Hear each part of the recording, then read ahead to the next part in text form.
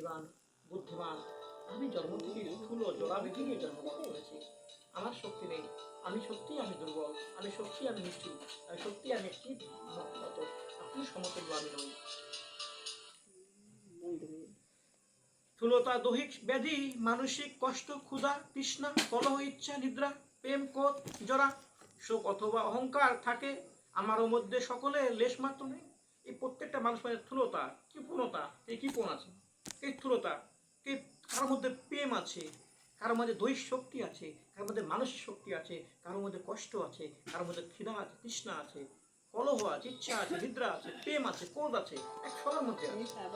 কারোর মধ্যে রাগ বেশি, কারোর মধ্যে শক্তি বেশি, কারোর মধ্যে অহংকার বেশি, কারোর মধ্যে হিংসা বেশি, কিন্তু আমার মধ্যে এটার কোনো কিছুই নেই। দেখাবাদ করছে তার শোকে অথবা অহংকারে আমারও মধ্যে সকলে লেশমাত্র নাই। হে রাজন, আপনি জন্ম মৃত্যুর কথা বলেন, এরকম বিকাশী অর্থাৎ পরমেশ্বর পদার্থ আছে মোর মধ্যে, দুর্ভাব দেখা যায়, সব বিকারযুক্ত আমি আদি অন্ত হয়। যশাক্ষিণী প্রভু ভূতেরও সম্বন্ধে আছে, আজ্ঞা পালন নিয়মও প্রতিবিত হতে পারে। আপনি রাজা, আমি প্রজা, এই ভেদ বুদ্ধি একমাত্র, লোকেরও ব্যবহার বইতে কোনো প্রয়োজন নেই।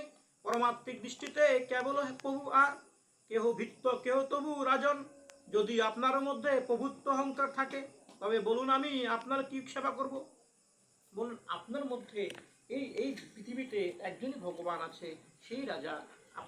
কখন আপনি রাজা হবেন, কখন আপনি প্রজা হবেন, কখন আমি রাজা হব, কখন আমি প্রজা হব। আপনার মধ্যে যদি কোনো ভেদ বুদ্ধি থাকে, আমি আপনি কিভাবে সেবা করতে পারি, আপনি আমাকে বলে দিন।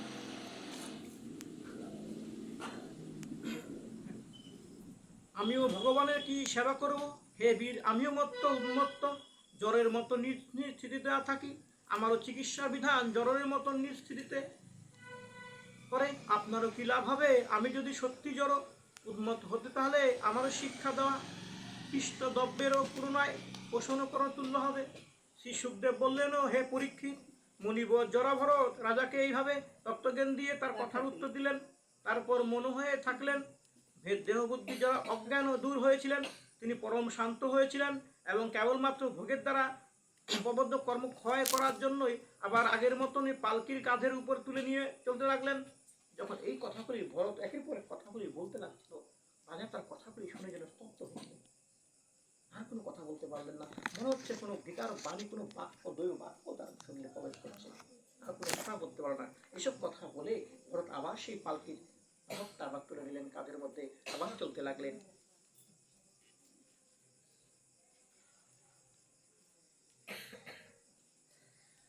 কেবলমাত্র ভোগের দ্বারা প্রবদ্ধ কর্ম খবর নাই।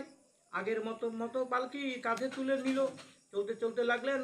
সুন্দরী বহু গৌরবন শ্রদ্ধালু ছিলেন, তাই তত্ত্ব সম্বন্ধে জিজ্ঞাসা করার অধিকার ছিল তিনি।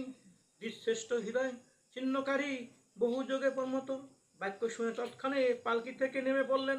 রাজা অহংকার দূর হয়ে গেল, তিনি ভরতের চরণে মাথা রেখে অথবা ক্ষমা করার জন্য এইভাবে প্রার্থনা করলেন। বলে, সত্যি আমার কোনো ভগবানের রূপ, কোনো ভগবানের কোনো স্বয়ং দেবতার প্রিয় আমার পালকি বহন করছে, যে আমাকে তত্ত্বজ্ঞান আমাকে শোনালো, ভগবানের কথা আমাকে বললো। আমি তার মুহূর্তের মধ্যে সে রাজা যেন মুখ স্তম্ভিত হয়ে গেল। সঙ্গে সঙ্গে আমি বলে কার কথা শুনলাম? আমি স্বয়ং মনে করে কোনো ভগবান দেবতার কথা শুনলাম, যে ভগবান আমাকে নির্দেশ করলো, ভগবান সে বাণী আমাকে শোনালো। সঙ্গে সঙ্গে সে রাজা কি করলো, পালকি থেকে নেমে পড়লো, ভরতের চরণে যে পড়লো, ভরতকে চরণে যে করলে, ক্ষমা করে দাও, আমাকে মাফ করে দাও। আমি তোমাকে না জেনে কত কথা বলেছি, কত কটু কথা বলেছি তোমাকে।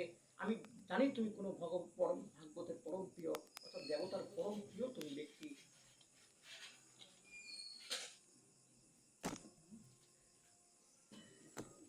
ভরতের চরণে রাখে তারও অপরাধ ক্ষমা করার জন্য এইভাবে প্রার্থনা করেন, হে দেব, আপনি ব্রাহ্মণের চিহ্ন জগরথী ধারণ করে আছেন, আত্মপরিচয় গোপন করে এইভাবে চিরকালই আপনি কি দ্বন্দ্বাত্ম প্রমুখ অধিকতার মধ্যে কোনো একজন, আপনি তার পুত্র কোথায় জন্মগ্রহণ করেছেন, আরো কখনো এখানে? বলছে, আপনি তো স্বয়ং ব্রাহ্মণ দেবতা রাজা বলছেন, আপনি আপনার গোপন পরিচয় করে আমার পালকে বহন করছেন। আপনি স্বয়ং ভগবানের কোনো অবতার বা ভগবানের কোনো পরম প্রিয়, আপনি দেবতা, যে আমার পালকি বহন করছেন। আমি বুঝে গেছি, আপনি সত্যি করে বলেন আপনি কে, আমাকে দর্শন দিয়েছেন, আপনি আমার পরিচয় দেন।